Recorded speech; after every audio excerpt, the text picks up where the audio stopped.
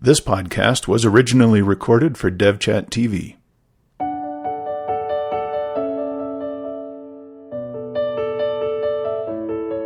Hey, everybody. Welcome to another podcast of Sustain Our Software. Today we have with us on the panel Richard Littauer. Hey, how's it going? And Jon Schlinkert. Hey, everybody.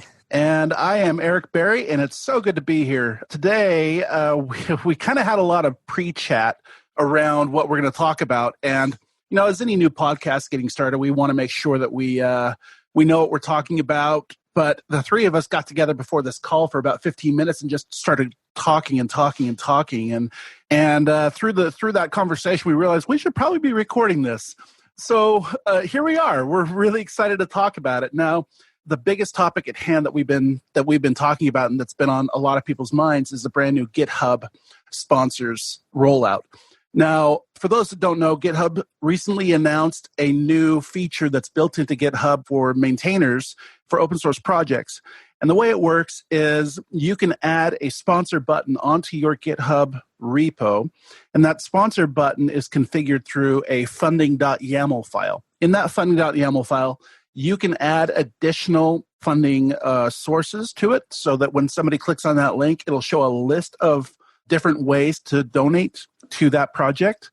And also, for those select few that have been chosen initially, it will allow them to actually receive funding directly via credit card contribution, a monthly recurring credit card contribution.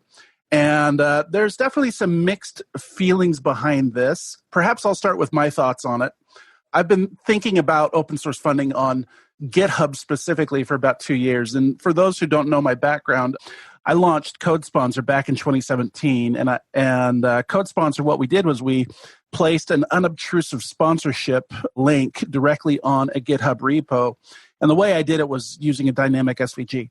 So basically, I would get all of these companies that want to be able to connect to developers specifically under certain projects, and they would provide funding, and then I would just show these sponsor links on GitHub in the README anytime somebody would come. And it kept going on and on and on. And in December of 2017, we had over 1,000 participating repos, and we were sending out over $10,000 a month. And then GitHub shut us down. They blocked us out. They said, we don't want to do this anymore. In fact, they actually got a complaint, and then that spiraled. And so I have a bit of a background with GitHub when it comes to solutions in open source funding. And at the time, our friend Devin Zugel didn't work for GitHub. And as you know, since 2017, the ownership has switched from the core over to Microsoft. And so now that Microsoft owns it and Nat Friedman came in and started taking over, Devin Zugel reached out to Nat and said, hey, why don't we try this stuff? Why aren't you doing this? And so Nat hired her. And now Devin is she's basically the head of product around open source sustainability, which is fantastic. If you haven't met her, she's a phenomenal person. She is just brilliant person. And the new sponsorship was primarily under her direction.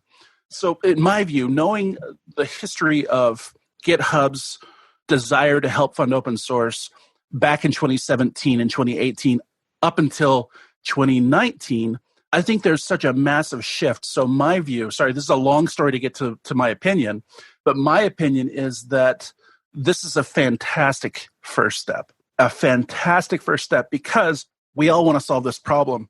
And there might be pros and cons to everything, but the fact of the matter is they're addressing it and they're doing something about it. And they've actually made it possible for people to get paid. And they've also made an official place to say, here's the forms that you can pay me directly on GitHub. So I'll leave it there. That's my initial thoughts. Jon, what do you think? Well, thanks for the background, Eric. I mean, we were all talking about this, as Eric said, before we hopped on here. And I come from a little bit of a different background. So for those of you who don't know my background, I spent about 20 years in business before I learned how to program. And I've only been programming for 5 or 6 years now. And I spent a lot of time in supply chain and strategy consulting, spent a lot of time thinking about platform business models and things like that. And so when I think about this funding problem as a maintainer in open source, I also maintain about several hundred libraries on GitHub. We have a fairly massive developer community that we maintain. And so sustainability to me and this entire issue is much more nuanced and much more complicated than just solving a funding problem. To me, it's also, how do we maintain the integrity of the ecosystem, and how do we not corrupt the motives of the people involved, and how do we not incentivize anti-patterns and behavior that we don't want to see in the ecosystem? And we already have some of that.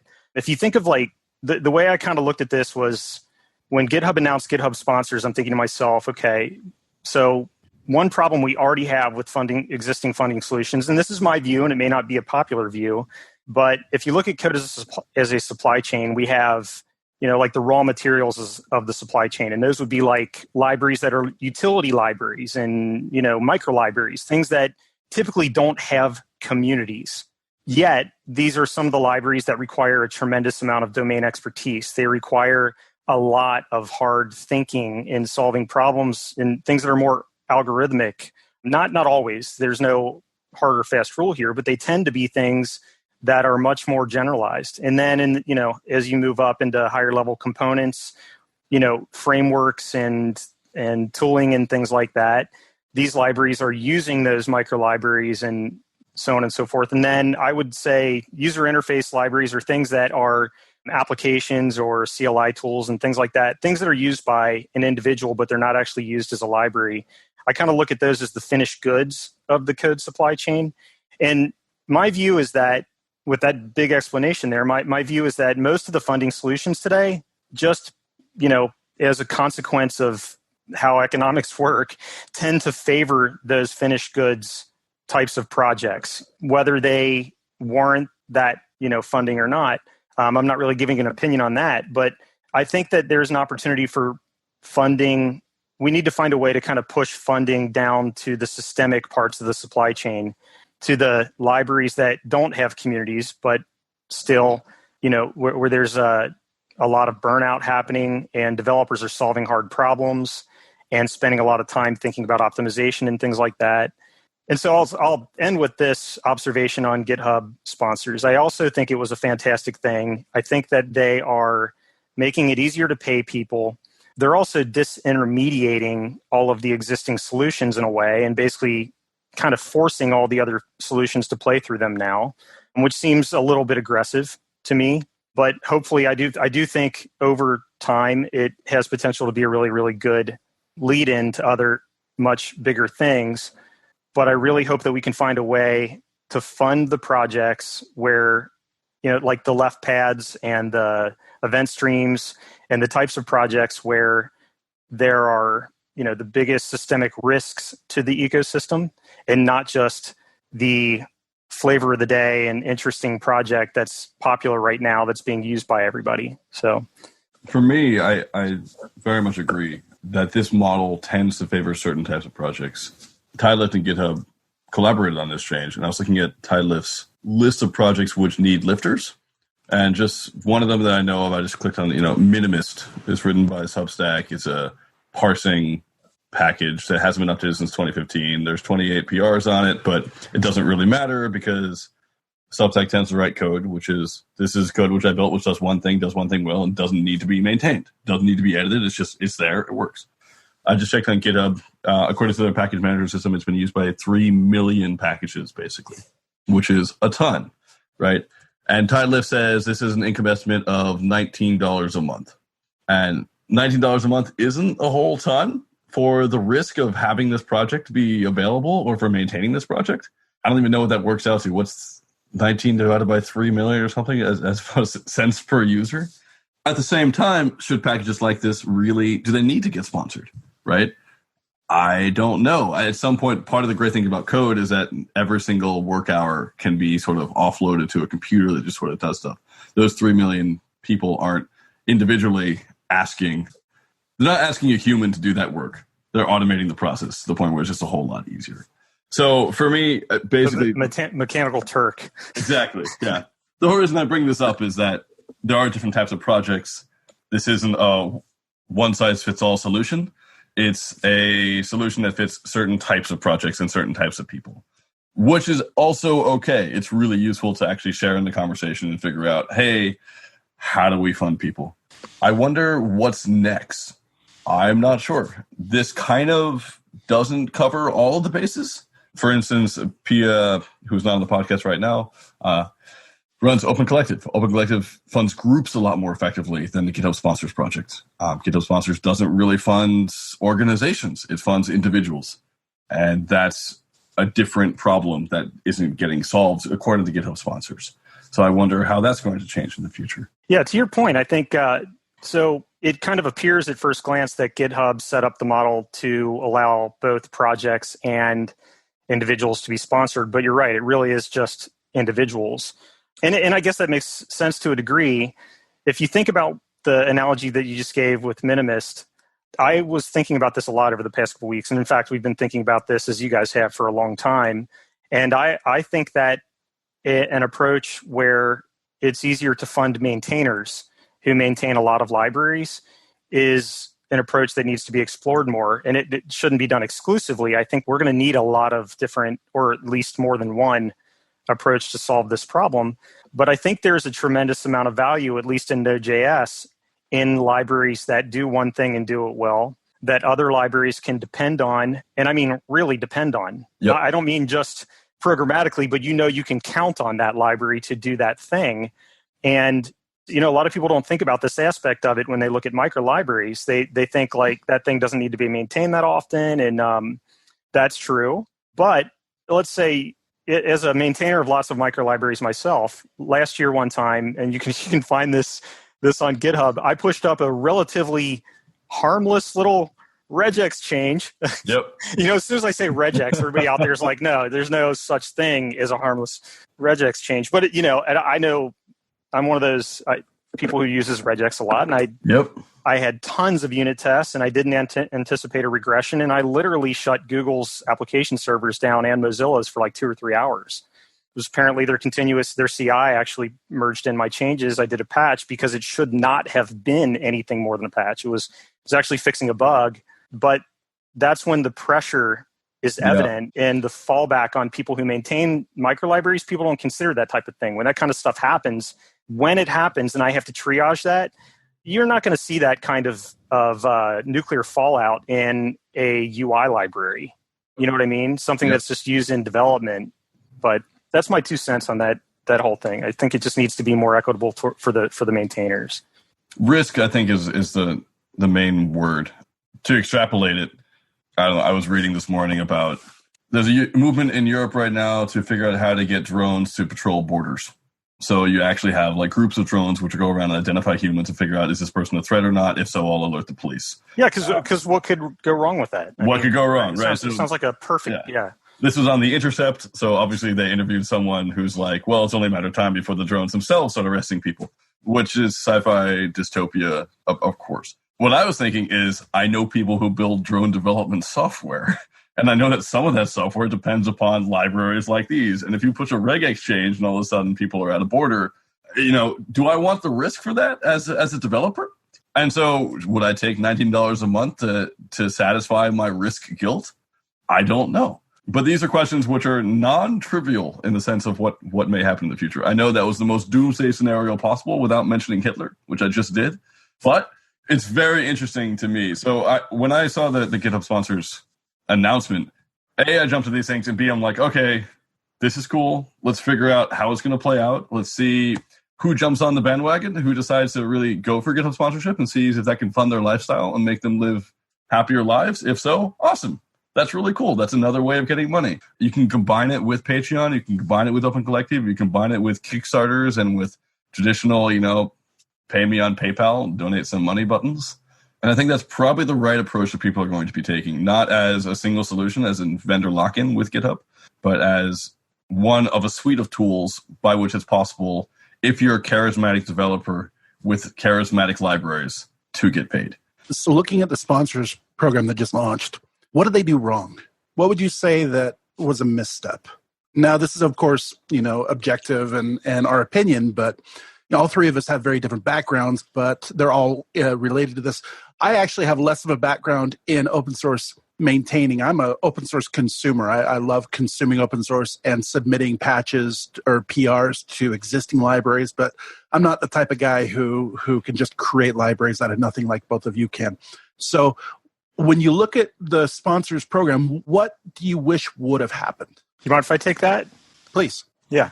So first, I'd like to say I think there are some things that they got really right.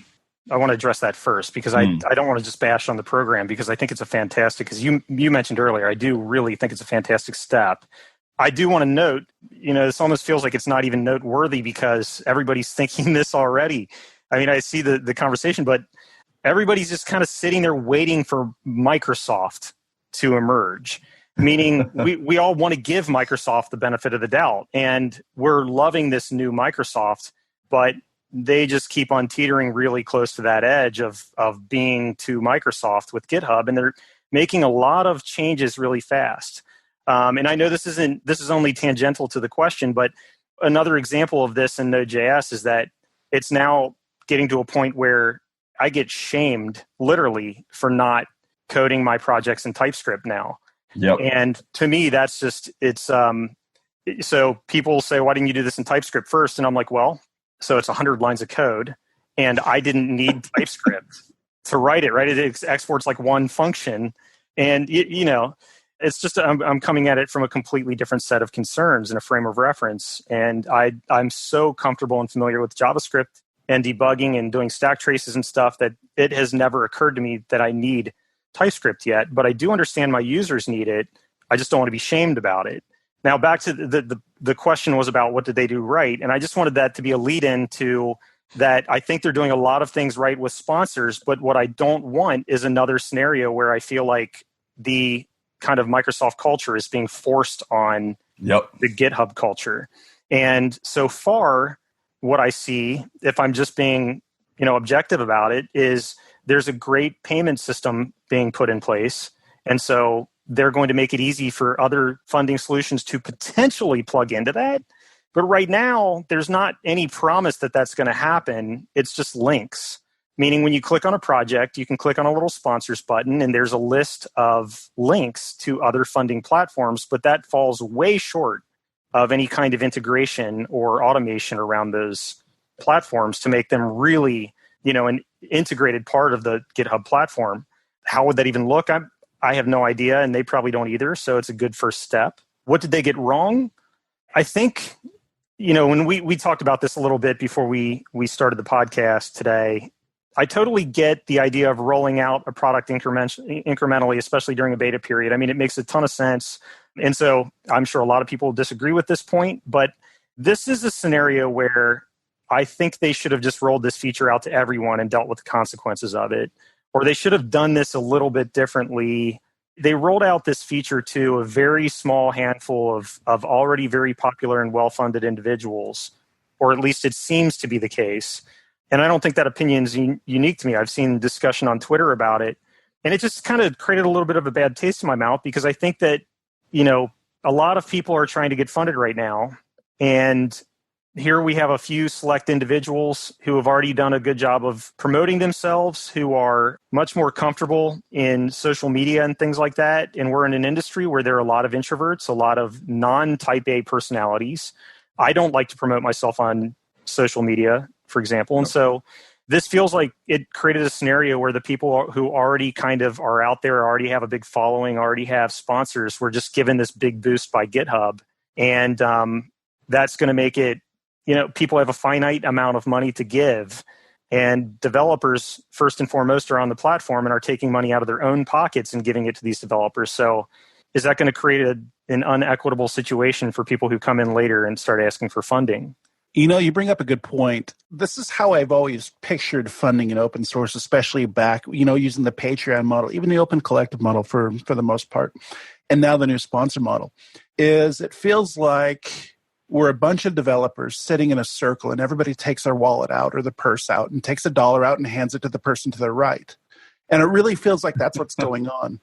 When that's never going to solve the problem. It's not bringing in new money. All it's doing is just making each other feel really good. my view on this is it's more of the same. And I look at it more as what does this solve the problem versus is this showing favoritism? Now, I do understand the favoritism. I'm looking at, the GitHub sponsors page right now, and right at the top of the page, they're like highlighting like 8 projects or 8 individuals and saying, hey, sponsor these guys. And so, of course, they're going to get the most sponsorship. And on top of that, it is an incentivized sponsorship. I won't lie. I'm sponsoring someone not because I use their project. Pardon me, I have a crying child in the background. Not because I'm using their project, but because I want to participate as a sponsor. Now, the project that I want to sponsor, they don't have it set up. They're not accepted yet. And I'll mention them because I heart them so much. It's Metabase. I think Metabase is one of the best projects in the world, and I would love to give them continual money. But I can't because they're not approved yet. My point being is that at the end of the day, real money, real impactful money is going to come in one of 2 ways. One, it's going to come in a form of a micropayment across, tens or thousands, or Richard, as you said, millions of downloads, where you get micropayments. And then those micropayments actually sum up to be an amount that can make a difference. Or the money can't come from your peers. And I think that's the core of it. The money can't come from your peers. So sponsors is great, but it's not solving the problem of sustainability. Until they open it up to where corporations can pay, then it's not going to be a huge benefit. And on top of that, corporations won't pay unless they see a return. My experience, my business experience, and I think I've shared this on another podcast, some other podcast, but my experience is I've had a background where I was thrown into a very unethical situation where business and profit meant more than people's lives. And it made me so sick and felt so horrible. And because of that, I've really dedicated myself to making sure that anything I do is extremely ethical and extremely, humanitarian to a point. But it also opened my eyes to business. Those people who have made those decisions, which I find appalling, are now, multimillionaires. They're super rich, and that's how it works. And so the question is, how do we solve the problem when we're playing in somebody else's sandbox? And that's really what it comes down to. The people that have the money are the ones that own the sandbox. How do we solve our problems in their sandbox? Richard, what do you think about that? I think that's an incredibly good question. And it sort of goes back to what Jon said around shame, in a sense of being locked into a community that wants you to do X when you want to do Y. And what does that mean? So when I see GitHub sponsors, I see them basically saying, okay, GitHub's now the one-stop solution to all of your computing needs and all of your life needs now. It used to be GitHub was a repository. It was something almost like an SVN site, right? Where like you push stuff to it and things are there. And then it's like, oh, cool, now it has a UI and now I can discover other projects. Oh, that's really cool. And then it became a community. Oh, yeah, those are the developers I know, and now we're commenting on the same things. We're working collaboratively on Git. And then it became, okay, well, that's just where I find all open source forever. We've been in this podcast now for, 30 minutes. No one's mentioned any of the other Git hosting websites, GitLab, Bitbucket, right? Why don't they have a sponsorship program? Why aren't we talking about them? Well, because GitHub is one as far as where all the repos go. And now what GitHub is doing is saying, oh, well, since you're also putting your code here, why don't you also put your money here? And all of open source is now boiled down to, can you have a project that's good enough to get sponsored? And that's where I see this inevitably going. And it's going to lead to, oh, why didn't you structure this program such that you can get a sponsorship for it? As opposed to, well, I just wanted to write in JavaScript, not TypeScript. That's not my fault, right? And so how can you play in other people's sandboxes is another way of phrasing that, I think. How can you deal with the problem? Of course, we all have a problem where we all need to eat, and money needs to come from somewhere else besides ourselves. That's just how it works. So my question is, how do we create sustainable ways to do that? I don't know. I don't think GitHub knows either. And I think that they're trying to figure it out, and they're doing a pretty interesting job at the moment. Where this will go in the future, I don't know. Man, I'm just increasingly realizing how unintelligible I am in the long term. I hope that all came across. It was great, actually, and it was succinct in my opinion. Okay, good. Fantastic. Jon, I do have a comment about something you said earlier, and you were talking about how you wish that they just open it up to everybody. And I think about that, and And I honestly don't think that would have been possible. There are so many international money laws. International money laws. There are so many nuances on KYC. There are so many issues regarding that. I'm more surprised that they did it in the first place than they didn't launch it completely. I'm actually super surprised because they're becoming liable for 1099s. It's basically a whole new business. That was actually what occurred to me when you said, what did they do wrong? If you look at the GitHub sponsors page, it says, we'll charge no fees, and we'll also cover the first year of processing too. I think what they did wrong was including the word "to," because it draws attention to the fact that processing is going to be a problem in the future, which then makes you immediately ask, well, how are you doing processing now? When are fees going to be implemented? Where's the fine print for that? You click on the link, you don't see fine print. You see more, hey, email us about stuff. I want to know what the fine print is. I want to know how they're doing the 1099s. I want to know how they're managing these things. I wasn't trying to cut you off, Eric. I totally agree with you. I'm curious about that stuff. Absolutely. And I understand that they're facing those issues. I know that they couldn't launch it, worldwide. And I'm pretty certain that anybody that signs on who gets approved has to fill out a W-9. And they're probably only approving US-based projects right now, or US-based individuals. So there are a few problems that I see with this, is that, one, it's funding the individual, not the project. And I don't want to open that can because that's like a whole show. And John, you mentioned it a little bit earlier. How do you trickle that funding down to all of the dependencies, appropriately? I don't know if there's a solution for that. But what I look at what they're trying to do, I understand it, but it does feel a little bit like we're going to lock you in, and then in a year we're gonna profit. It's like we're gonna follow the Amazon method, where we're just going to throw as many benefits to you as possible to make it so that you become locked into this platform, into this thing where we basically kill anybody else who might be doing anything about it, and then we're going to monetize. And that might be a little bit of like the 90s, 2000s Microsoft versus the today Microsoft. I really understand they're trying to change their image. I think they're doing a fantastic job. But you're right, we're all wary of that. Now, one of the things that we talked about before the call, and I want to be careful what I say, but I think it should be mentioned, is what's to prevent individuals from defrauding this system. And when I say defrauding, something that could happen is somebody could say, okay, well, they're doing 100% match. Richard, what if I give $500 to your project, and you get 1,000, and then you give $500 to my project, and I get 1,000, and then we both come out $500 richer? What's to prevent that? To me, that's one of the most scary parts of what they're doing, is because the matching, even though it's fantastic that they're matching, I've learned over the years that people are not honest to a certain point. Everybody has a point of dishonesty. And I say that because I see it. I see it within CodeFund. CodeFund, we recently had somebody who was committing fraud. And it breaks my heart, and it makes me so furious that that's happening. But it's just an inevitability that there are going to be bad players who are going to take advantage of a system, who are going to say, you know what, they're the ones that ruin it. Yeah, they're going to ruin it for everybody else. Right. You know what, I'm going to tell you a quick little story because it's kind of funny, but a quick little story is I ruined bacon. for some health store locally, right? I ruined it. I'd go there every morning, and I was on the Atkins diet, and they had this bacon, and you could buy cooked bacon for by weight, and it was like $1 for 10 strips of bacon. And I'm like, oh, I'm going to buy 10 strips of bacon. And if you see me, you're like, yeah, that guy could eat 10 strips of bacon. But I would go there, and I'd buy it every day or every other day. And eventually I go there, and they had this turkey bacon. I'm like, what the hell? So I went and talked to them, like, yeah, we don't do that anymore. And she gave me a scowl. I'm like, okay, I ruined it for everybody. Oh, you were eating all their bacon? Come on. I was eating all the bacon. No. That's great. So, yeah. Anyway, that's a fun little tidbit. I don't think you should blame yourself for that. That's exactly what you should do when you see bacon for that price and you eat bacon. Yeah, so speaking of sustainability, I think that store should have been able to sustain the bacon yes, exactly. For more than one customer, I think. And that's what we're talking about here, sustaining bacon. So that's right. Here on the SB podcast. Sustain the bacon. Saving the bacon.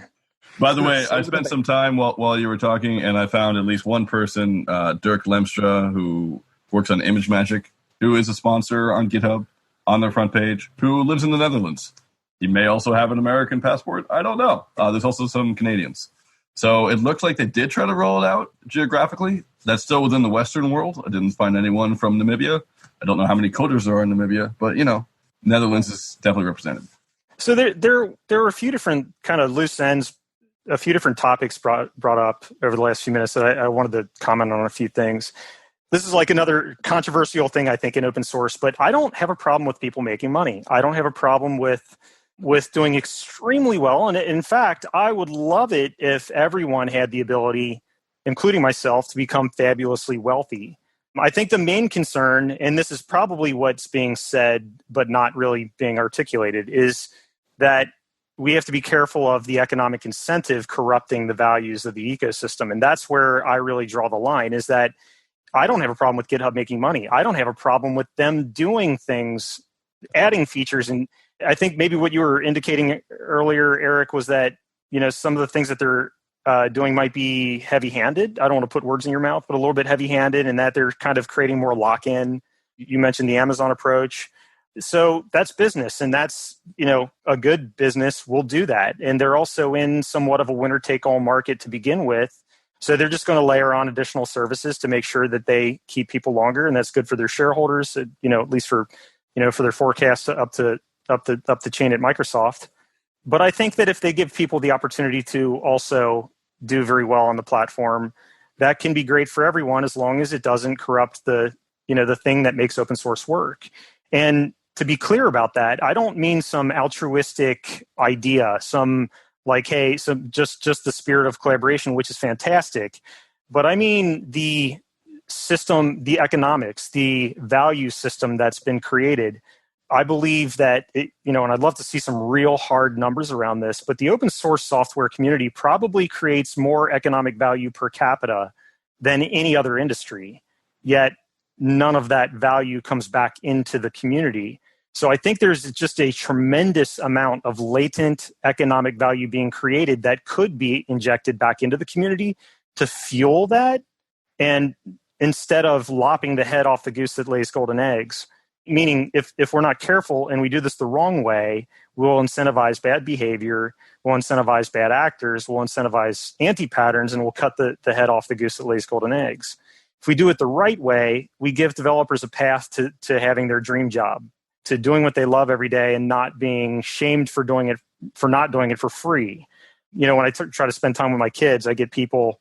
I learned a long time ago, if I try to take a couple days off, I don't answer somebody in a half an hour or 2 hours, I get shamed on Twitter or whatever. People start bashing me. So I have to be on top of it to get ahead of the bashing. So that kind of thing would be great if we could solve that. And if funding can be put behind, like finding co-maintainers and people to help triage and stuff like that. And I think this is kind of echoing what I'm hearing from everybody else.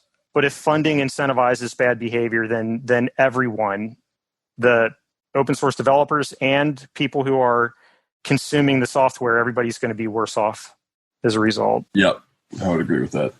Yeah, same. Which is why I think one of the things which are really interesting, which will be coming out in a few years, Kyle Mitchell has a really good license, for example, where you see open source being dual licensed, where it's free for individual scrappy developers who are just, want to have a good time, but it's not free for enterprise. If you use an enterprise version of the software, then you should pay. I see Eric shaking his head. That's different. It's just yeah. Dual licensing is a whole nother bag. But open source itself is part of the problem in the sense that we open source our software and therefore it's free. We should plan we'll plan a whole episode around that. I think a whole podcast around that. I'm highly opinionated on that topic. Putting the worms back in the can. No need. That's a lead into our next podcast, right? Yeah, absolutely.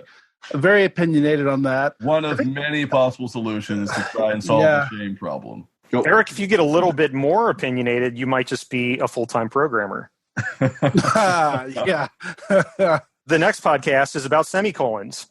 I am opinionated on that as well. So go ahead. I have a gray beard. I have gray hair. I've earned my opinions. So we all do, actually. Right.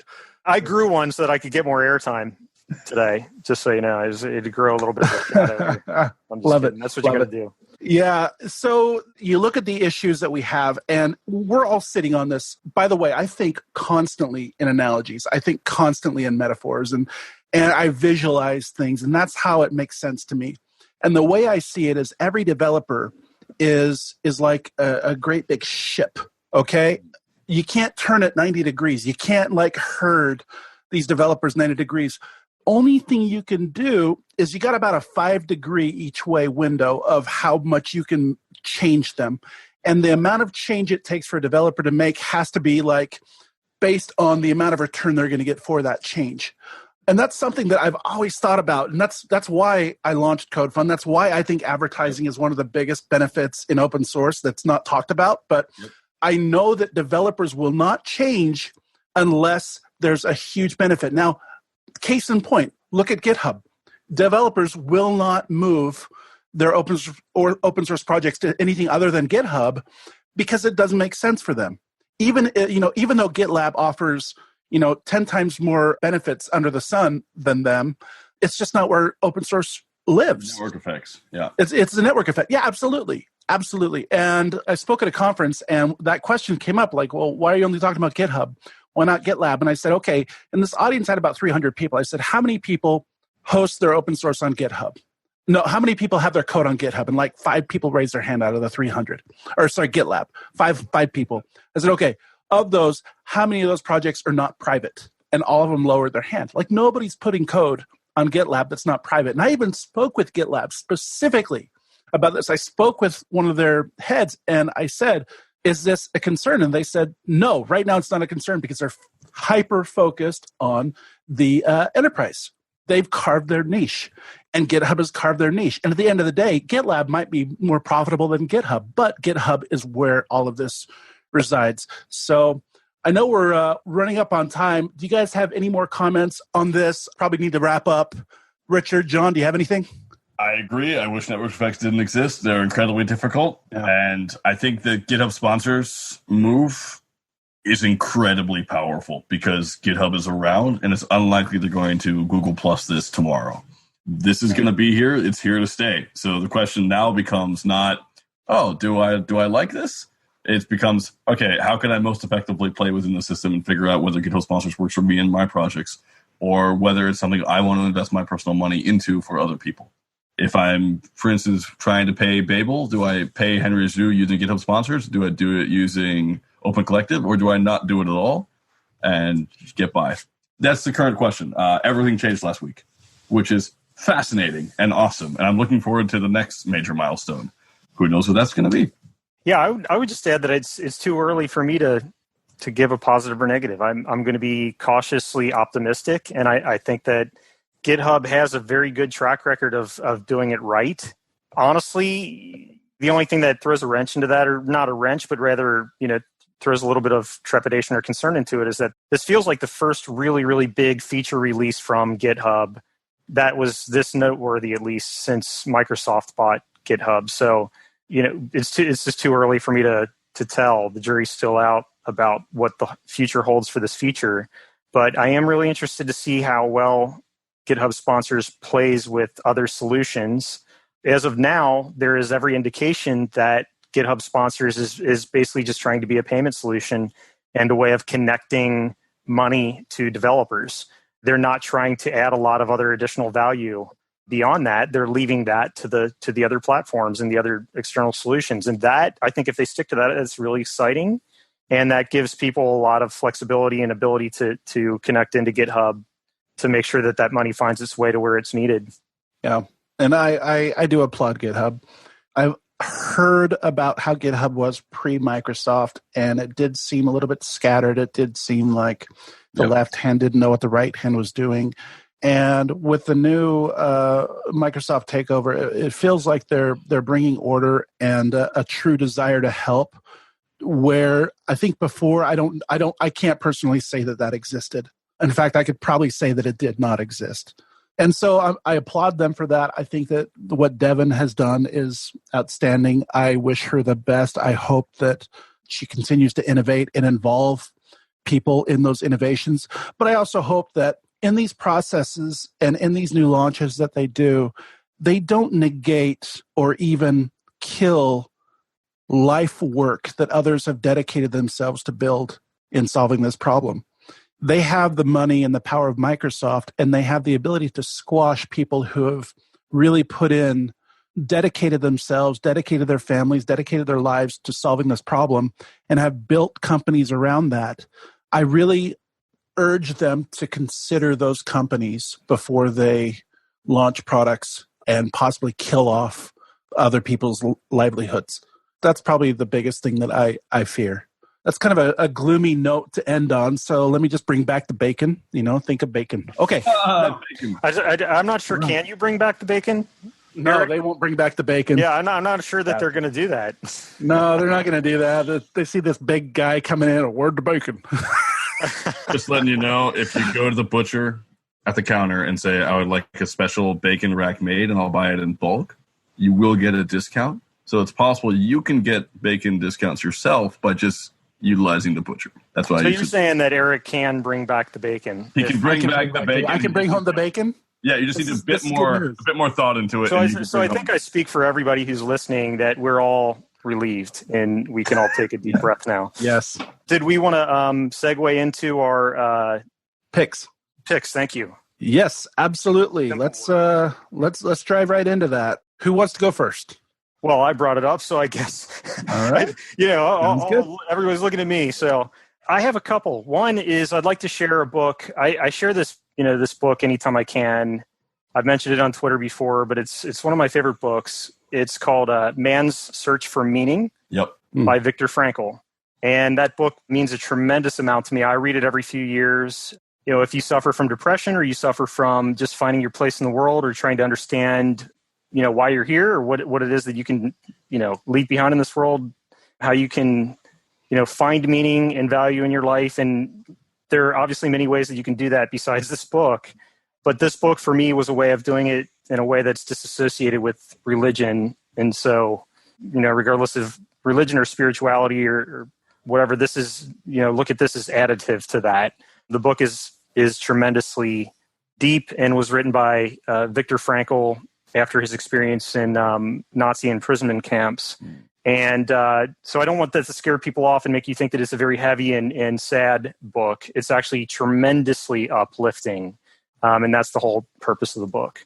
And the second thing that I would like to call people's attention to is Eric Berry. Eric is a huge, and I mean this actually, he's a very, very incredible resource for the community. And I'm just now learning how much experience Eric has in funding and understanding this problem.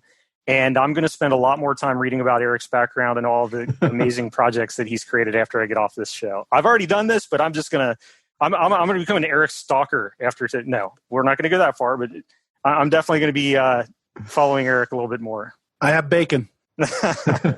Well, and everybody loves bacon.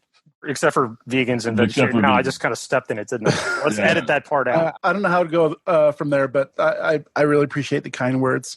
The same back at you. I had to do a bunch of research on you when we started the show, and I was blown away by what you pulled off and done, and Thank you. And how much you carry. Such a great individual to be a member of our community, and it's people like you that make me money, and I thank you for that.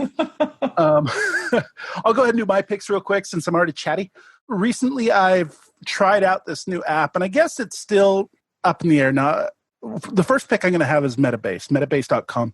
If you haven't used it, if you have a Postgres database, a MySQL database, a SQLite database, whatever you have, even if you want to be able to build dashboards around Google Analytics, it does all that for you. Now, these guys have built this product for free. It is an open source platform, an open source thing that you can run on your Mac. You can run it on servers. It runs on Heroku. It's fantastic.